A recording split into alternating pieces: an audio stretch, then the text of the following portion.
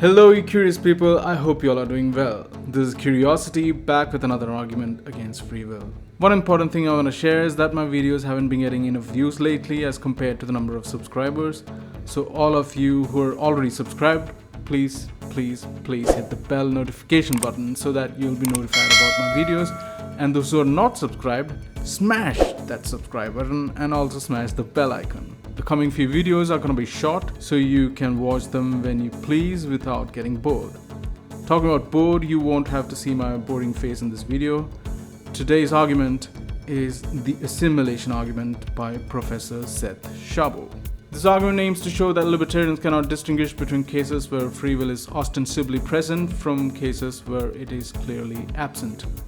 Shabo says that the assimilation argument has virtues over the rollback argument and the mind argument in that it better isolates the key challenge for libertarians than does the mind argument and provides stronger support for incompatibilism about free will and indeterminism than does the rollback argument. Now, I have modified Shabo's assimilation argument to some extent, and that's what I'm going to present here.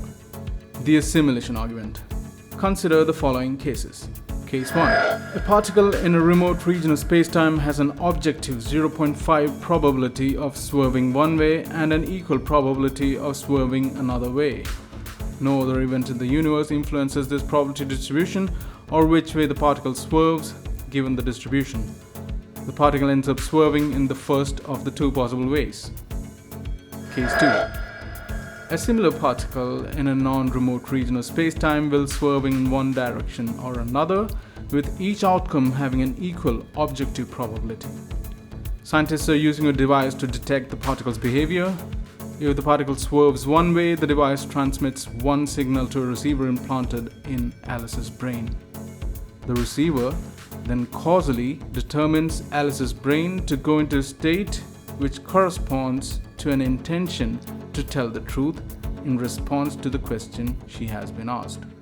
If the particle swerves the other way, the device transmits a different signal to the receiver, which causally determines Alice's brain to go into a state that corresponds to lying. In the event, the particle swerves in the first direction, with the result that Alice exhibits truth-telling behavior. Case 3.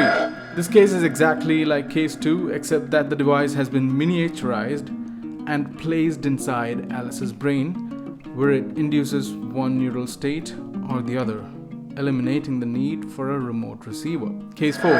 The scientists introduce an upgraded device. The upgraded device harnesses indeterminacy in Alice's own neural pathways, indeterminacy that must be present if her action is to meet the libertarians' conditions for free will. The upgraded device can target pathways that are causally inert, pathways that are involved in reflex-type behavior, or pathways that are involved in the formation of intentions. When the pathways in the last of these three regions are targeted, the upgraded device charges a particle or a group of particles in that pathway, causing that particle or group of particles to behave like the particle in Case 3. That is, the particles will swerve one way or another, with each outcome having an equal objective probability. In this case, however, the outcome is an intention to lie or an intention to tell the truth. Case 5. Suppose this device that takes an input from an atom's quantum indeterminacy and produces an output signal related to intentions of Alice was made out of Alice's own stem cells, same genes, same tissue, which was genetically or biologically engineered to behave like that device, a device that is technically Alice's own brain tissue.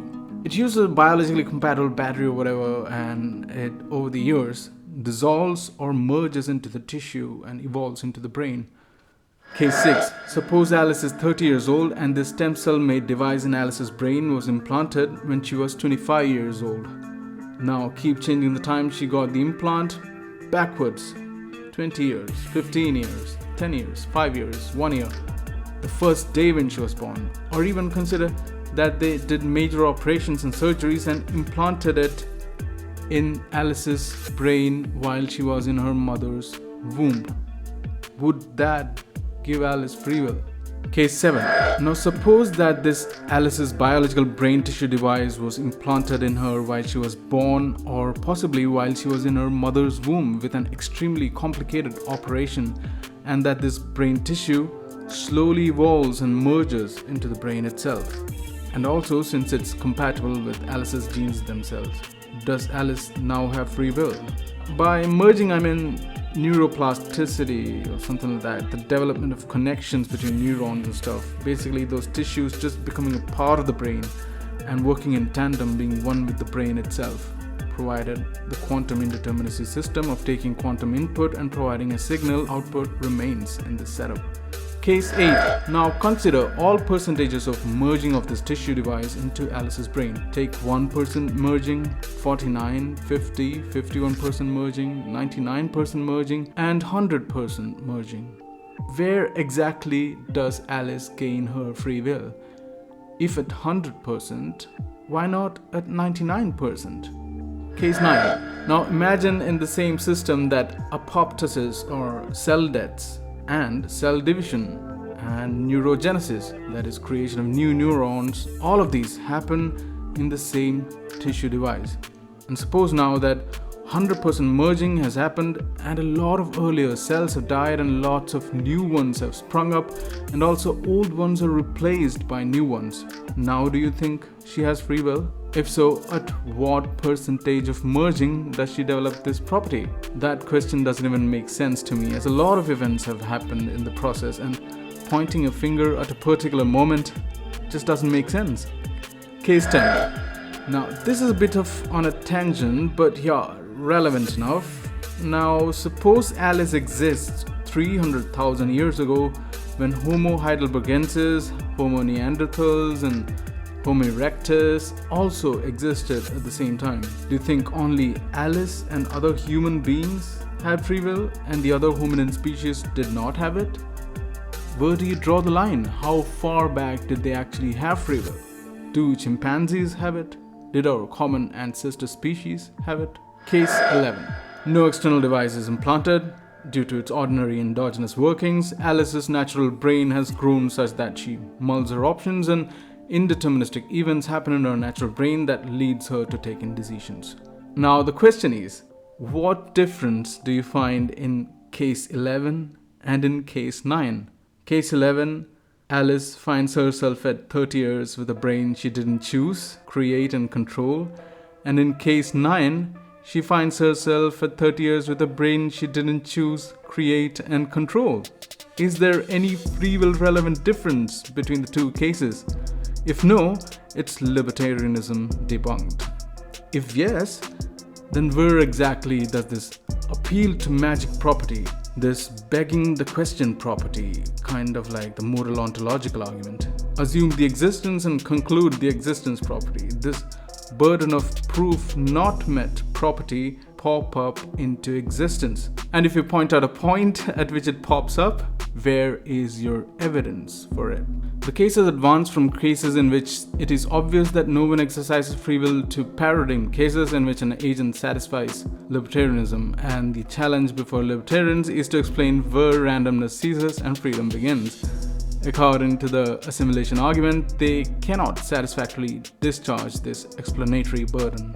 While the rollback argument poses a deep question about the compatibility of free will and indeterminism, the assimilation argument shows that libertarians cannot answer this question satisfactorily. What determines the activity of the device is in some ways the swerving of the single particle, not Alice's weighing various reasons for or against telling the truth.